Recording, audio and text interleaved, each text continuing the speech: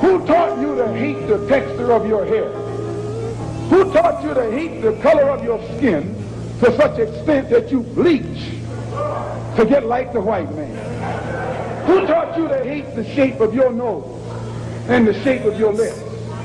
Who taught you to hate yourself from the top of your head to the soles of your feet? Who taught you to hate your own kind? Who taught you to hate the race that you belong to? Welcome again to Street Talk. My name is Ahmad Shakaraki. And on Street Talk, we deal with political, social, and economics here in Michigan, the U.S., and abroad. Now, joining me tonight, Dennis Burnside. Okay, we've got a lot to cover. I said I was going to try to read this one time when you wasn't here, but hey, I'll read it. You keeping a secret or something? I'll read it now. Ladies and gentlemen out there, this is Dennis Burnside. Has two daughters. One just finished from Cal Berkeley. With the PhD in neuroscience. And the youngest just graduated from University of Michigan, same degree, neuroscience.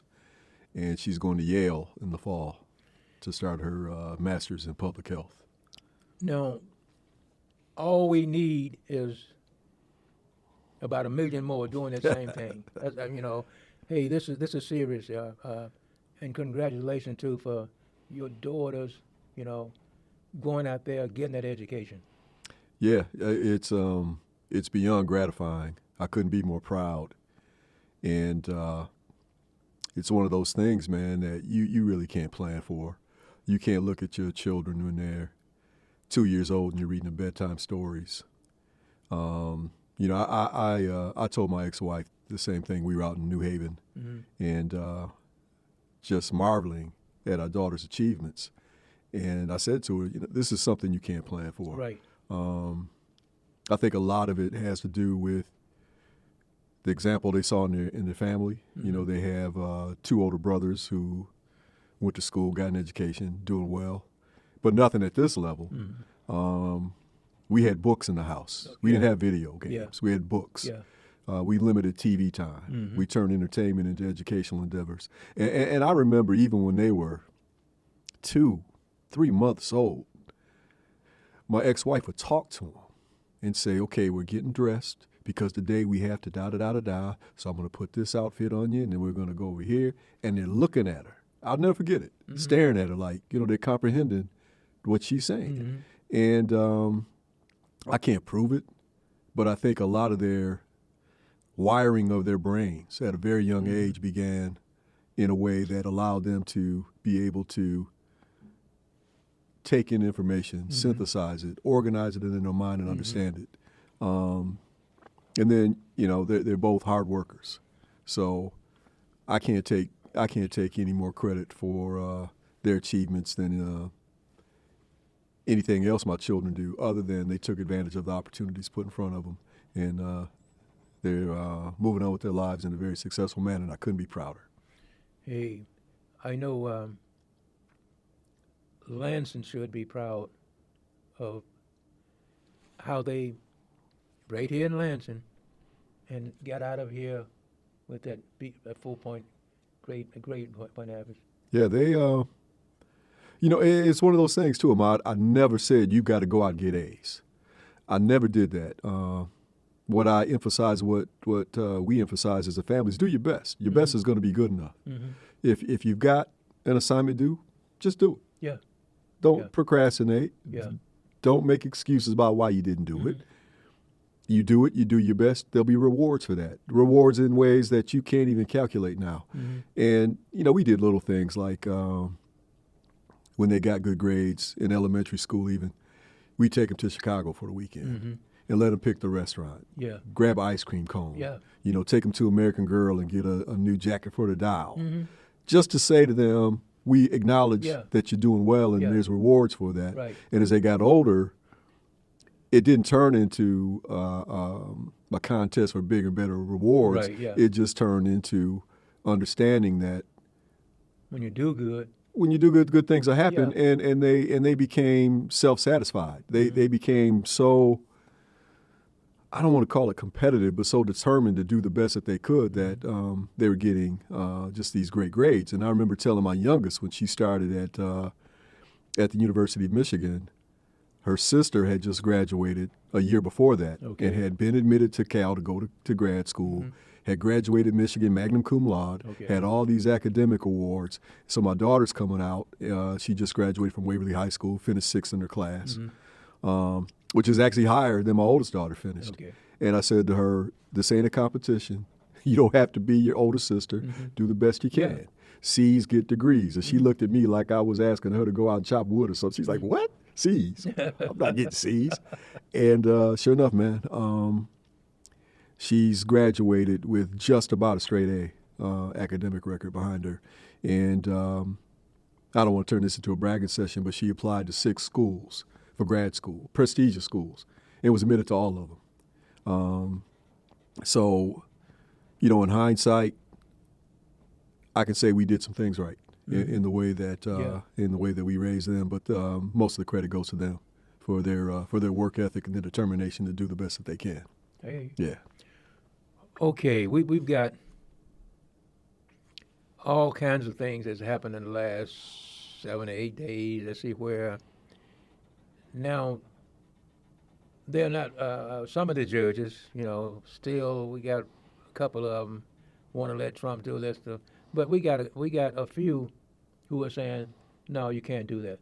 Well, I think on the judicial front, it's been pleasantly surprising in that judges who were appointed by Trump, some of these federal judges who have job security for life, have opted to uphold the Constitution rather than show fealty to a wannabe despot dictator. We've had them come out with rulings that said, no, you just can't willy-nilly throw people out of the country without due process. We've had rulings that said, no, you just can't throw up tariffs as if they have the rule of law. That is not how the Constitution is written. Yeah. Now, the one on tariffs has been put into abeyance while it's appealed. But the momentum from a judicial perspective is starting to go against Trump because, again, with the exception of Alito and Clarence Thomas, who are just completely and unabashedly corrupt. Yeah. They're in it for the money. Yeah. And they're doing what their patrons want them to do with their votes. Trump could go out and defecate on the sidewalk, and they call that birthday cake if he wanted them to. Yeah. I mean, that's how corrupt they are. But you're starting to see some of the conservatives like Comey Barrett and Roberts, who's probably going to go down in history as the worst Chief Justice since the Chief Justice who ruled on the Dred Scott case. Even they are starting to say, no, we just can't go that far. Gorkish came up with a ruling that went against Trump last week on the tariff case. So you're starting to see some pushback, and I think you're also starting to see it even surprisingly in Congress. This ridiculously expensive, exorbitant, and wasteful, beautiful bill, big beautiful bill that Trump calls it, squeaked by in the House by 1 vote, and you could see that many of those votes were reluctant.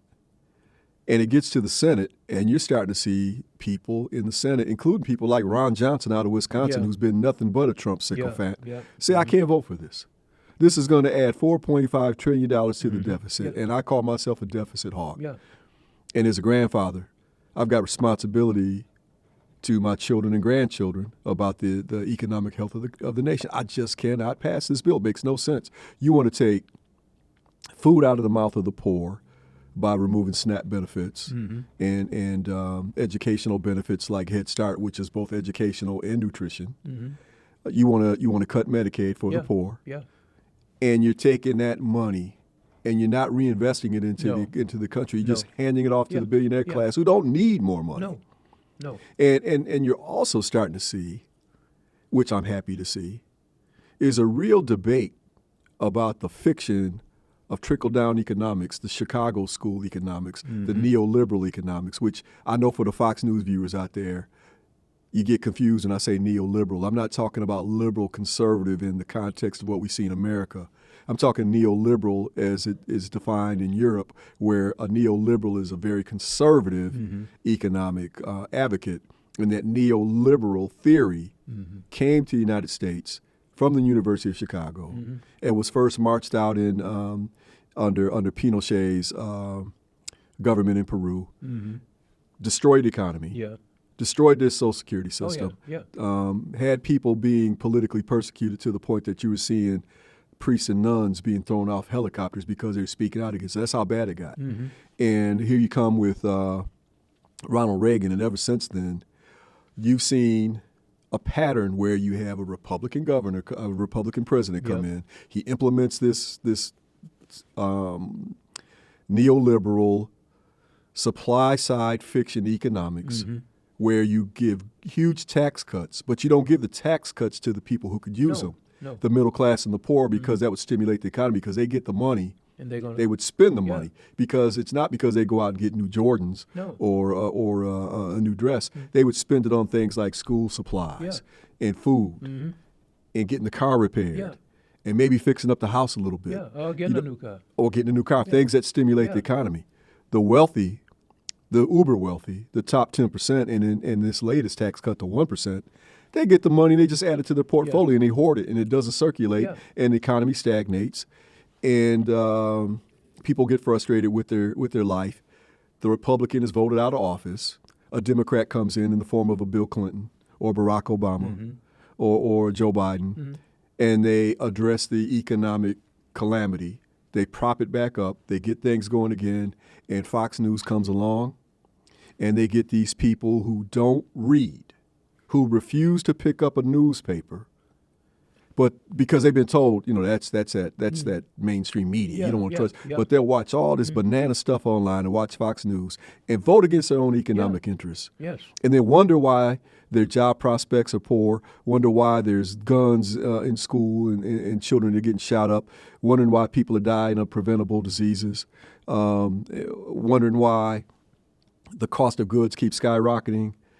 You have had people willingly accept lies rather than look at reality, to the point now that I think it's starting to become obvious that we need to have a return of the fairness doctrine, where if you're going to access our airwaves, the public airwaves, that's who all these networks operate on. Yes. And they've forgotten that they don't belong to them. They belong to the people. And they get on there and they just lie. For their own profit, and they get these gullible people to believe it, and they vote against their own interests, and then the nation goes into a tailspin economically. We've talked about it on this show many times. We had an economy that was the envy of the world. Oh, yes. The Goldilocks economy is what the Wall Street Journal called it. And we had some inflation that was caused by the pandemic, and it was easing because the bottleneck, the logistical bottleneck at the ports was starting to dissipate. Product was starting to get out there. You're starting to see pressure put on corporations by the Biden administration saying, you got to stop this price gouging, because a big part of this is price gouging. You got to stop it. And you start to see some relief there. Inflation was actually going down. In fact, it had gone down so much, the United States had the least amount of inflation of any nation in the world. Along with having the best economy in the world. But Trump goes out there and he campaigns on these lies. I'm going to bring down the price of eggs on day one. I'm going to stop the war in Ukraine on day one. I'm going to do this on day one. Less than 24 hours. Less than 24 hours. Might not take that long. He always has to embellish his lie with a new lie. And then he gets in there and the prices continue to skyrocket. He will go on TV and say to somebody who just filled up their car, or tried to fill up their car for $3.50 a gallon, $3.89 a gallon, whatever it is that particular week, and just lie and say, prices at the pump are down less than $2 a gallon, $1.89, lowest they've been in 50 years. No, they're not.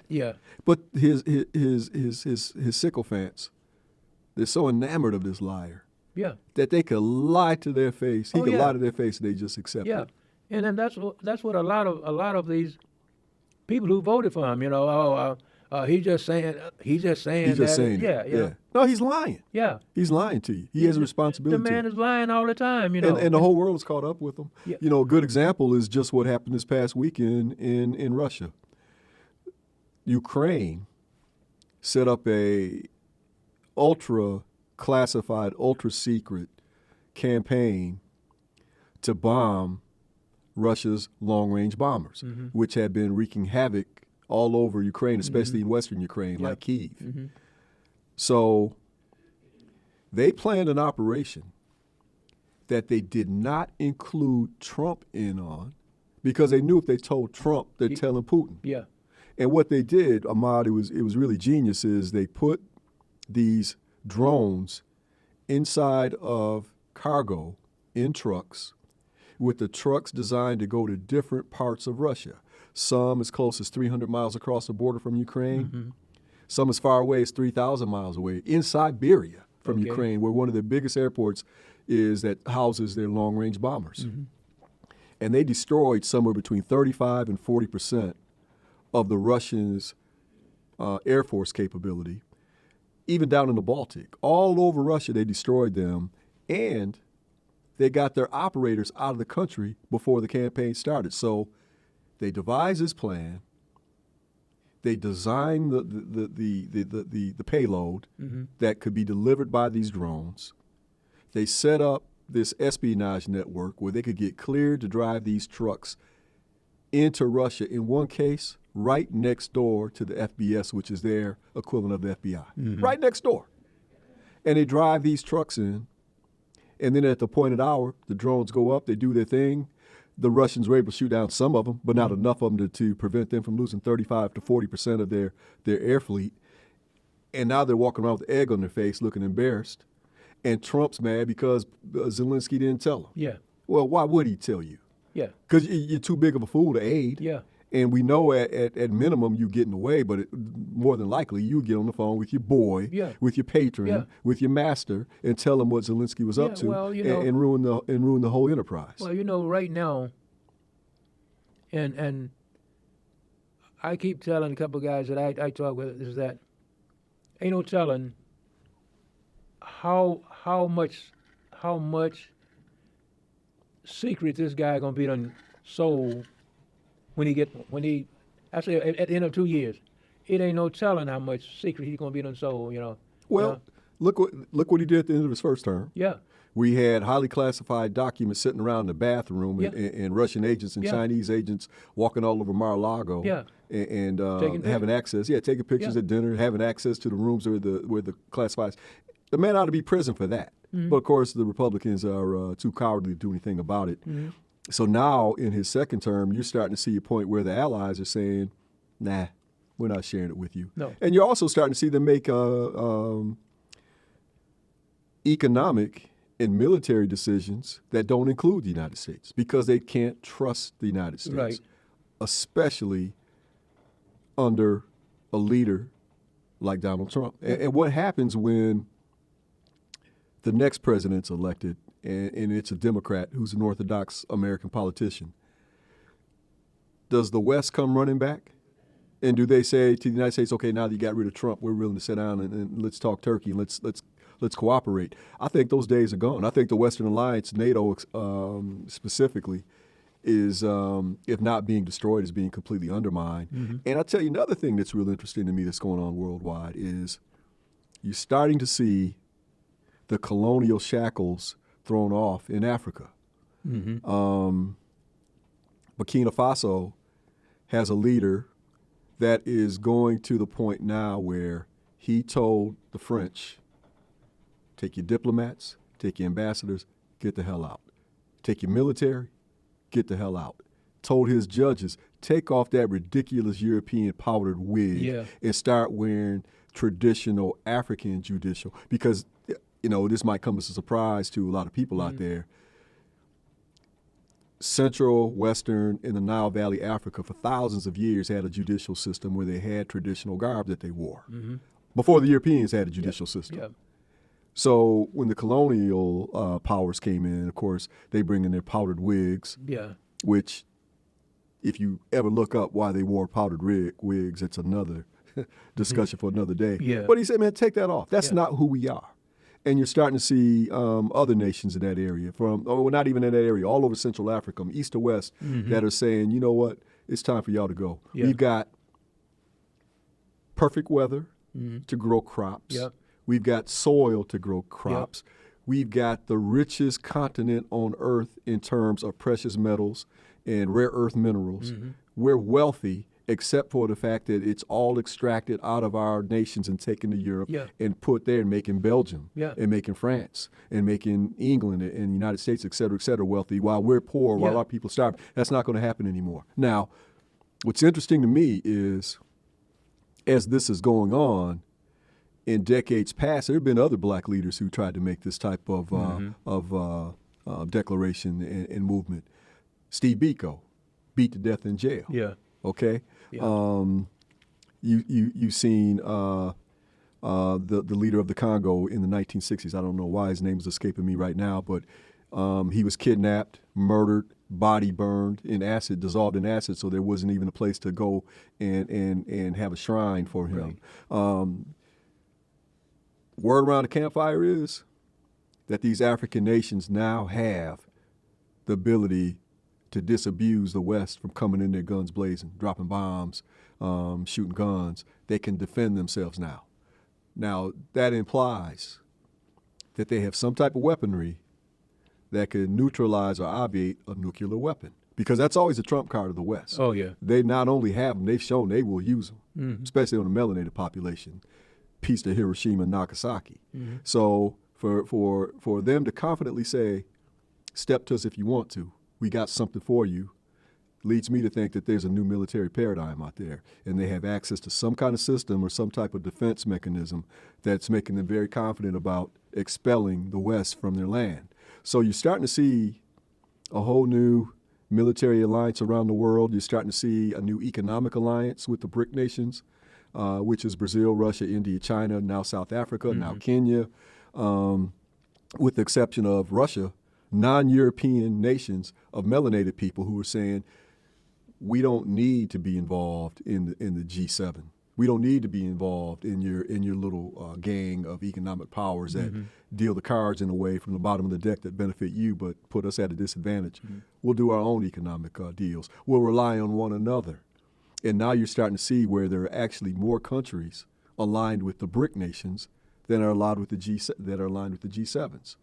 And it's just starting. So this new military alignment, this new economic alignment, and this new understanding of even within the West that they can't rely on one another because the United States has become erratic. Yeah, it's changing things in the world. And my hope is, in fact, my suspicion is it's for the better. So we got about 3 minutes. So what with Trump in office, and people out of the U.S. can see, and a bunch of people in the U.S. can see, some of them still can't see. Well, what do you think about the U.S., say, 5, 10 years from now then? With all of this junk Trump is doing, everybody who speaks against him, oh, they dumb, they don't know anything.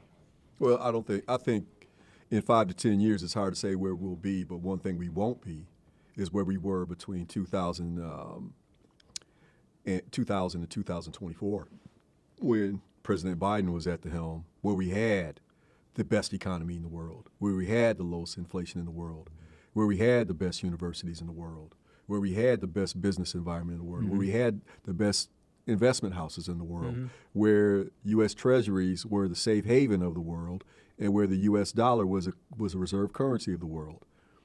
Trump in 3 months destroyed almost all of those advantages with his stupid, ridiculous tariffs.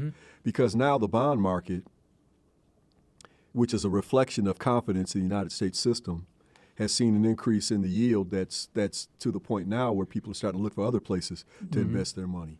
If we don't have Japan, China, India, the European Union investing in our T-bills, we'll lose our reserve currency. And if we don't have the reserve currency, if the U.S. dollar is in the reserve currency of the world, that means that the United States just can't print money to buy its way out of an economic downturn. You actually have to start basing it on hard assets. What are hard assets? Gold, silver, platinum, diamonds, things that they have in abundance in Africa, but that we don't have here in the United States. All that was just tossed away by a fool, by a greedy, corrupt fool. Yeah. And so where we are in 5 to 10 years, hopefully not as bad as we will be if somebody like Trump stays in power for 5 to 10 years. But I doubt that the United States will have the peak of influence and power that it had under Biden, that it had under Obama, that it had under Clinton. You know, again, it's this repeated pattern of bringing a Republican president. He cuts taxes, hands it to the wealthy, ignores and neglects the working class, middle class, and poor. Economy goes to hell. Democrat comes in, fixes it. Fox News propagandizes, you know, Bill Clinton, he had oral sex.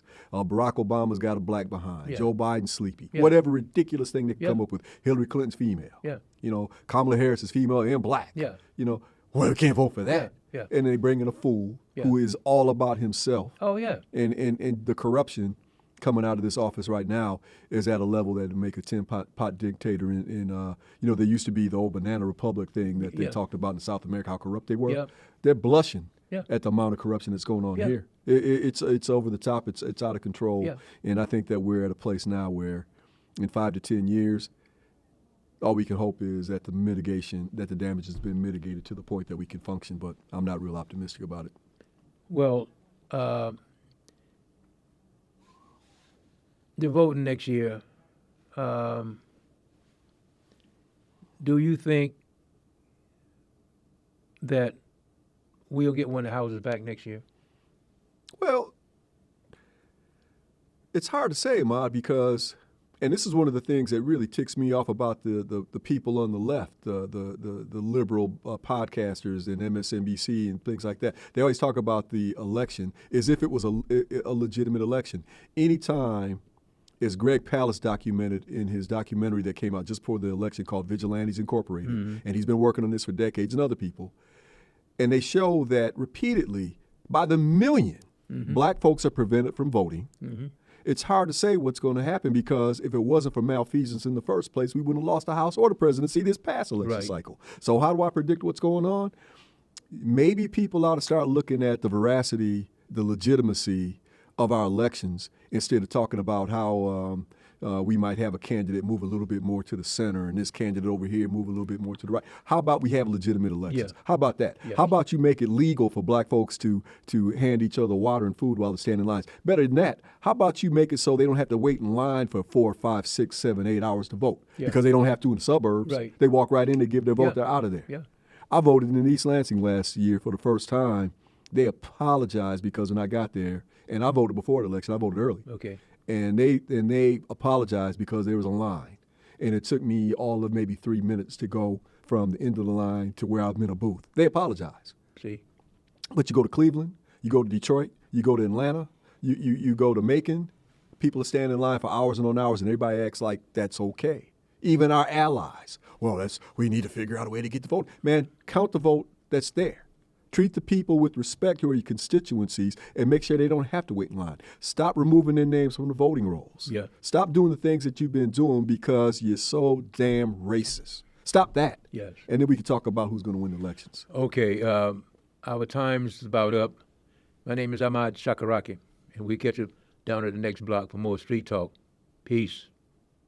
Don't let anybody make you think that God chose America as his divine, messianic force to be a sort of policeman of the whole world. God has a way of standing before the nations with judgment, and it seems that I can hear God saying to America, you are too arrogant. If you don't change your ways, I will rise up and break the backbone of your power, and I'll place it in the hands of a nation that doesn't even know my name. Be still and know that I'm God.